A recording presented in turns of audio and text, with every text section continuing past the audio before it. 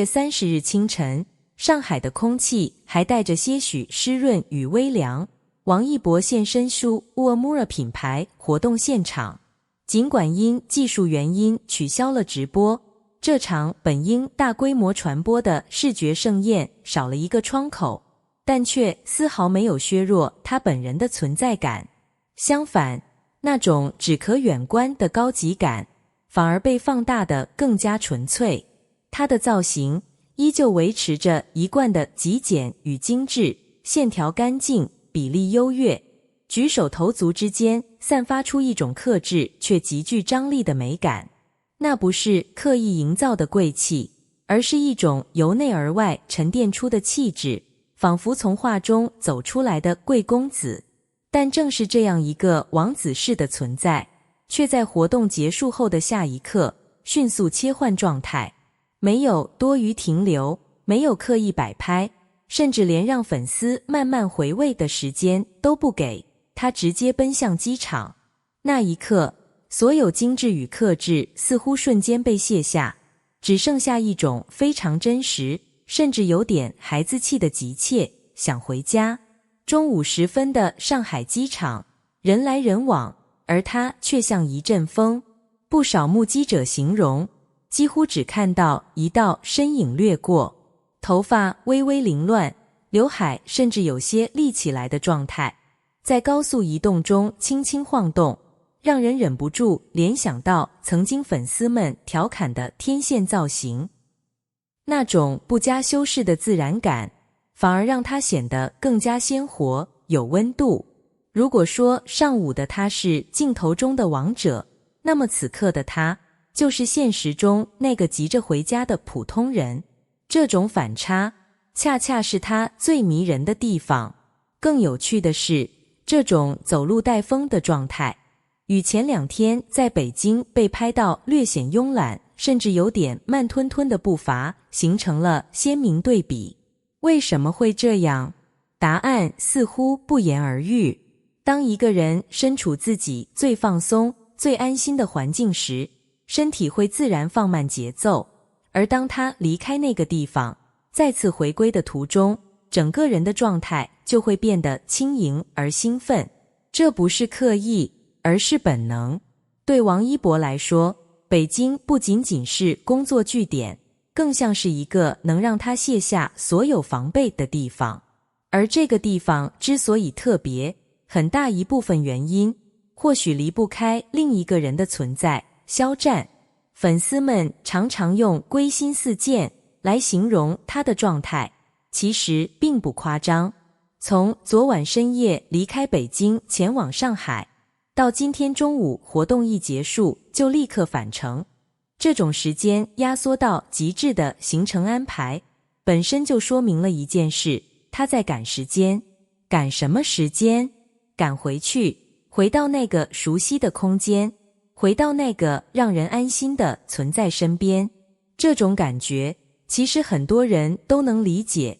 当你有一个特别想见的人时，再远的距离，再紧的行程，都变得可以接受，甚至会让人甘之如饴。据说，回到北京之后，他还将继续进行拍摄工作。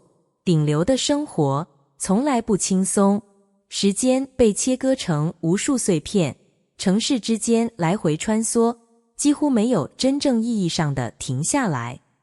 但正因为如此，那些短暂的相聚才显得更加珍贵。很多粉丝忍不住展开想象，或许在他飞回北京的那段航程中，心里已经在盘算着今晚的安排。或许在某个安静的角落，有人正等着他回家，一起吃一顿简单却温暖的饭。又或者只是并肩坐着，不说太多话也已经足够。这些画面不需要被证实，却因为真实感太强，而让人不自觉沉浸其中。最让人着迷的，还是他状态之间的快速切换。在公众场合，他可以是冷静、自持，几乎没有情绪波动的高岭之花，而一旦脱离镜头，他又仿佛变成了另一个人，更轻松、更更随意，甚至带着一点点调皮。这种反差并不是人设，而是一种非常真实的人性展现。就像很多人白天在职场严谨克制，回到家却变得完全不同。所以当粉丝们调侃他秒变小狗的时候，其实并不是贬低，而是一种带着宠溺的形容。那是一种只在特定的人面前才会展现的柔软。为什么大家会如此沉迷于他们在一起的想象？或许答案很简单，在这个节奏越来越快，关系越来越疏离的时代，人们反而更加渴望一种稳定而温暖的情感连接，不是轰轰烈烈，而是细水长流；不是刻意转世，而是自然而然。当看到两个忙碌的人依然努力挤出时间回到彼此身边，那种感觉会让人觉得，原来在这个世界上依然存在着值得奔赴的关系。如果用一句话总结今天的全部内容，其实很简单，他去工作了，然后他回家了。但正是这看似普通的往返，却因为情绪的加持而变得格外动人。从上海到北京，不只是地理上的移动，更像是一段情感的回归。而我们之所以被打动，也许是因为在这段故事里看到了自己对归属感的向往。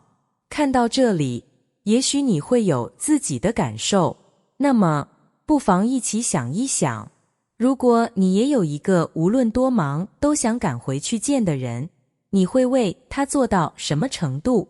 在快节奏的生活里，你是否还保留着那份想要回家的冲动？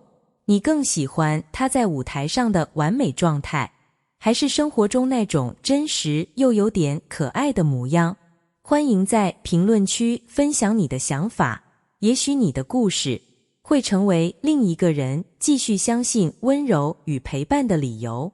感谢你看到这里，如果你喜欢这样细腻有温度的内容，别忘了点赞、订阅频道，并打开小铃铛，我们会持续带来更多有趣、真实又充满情绪张力的故事。我们下一个故事再见。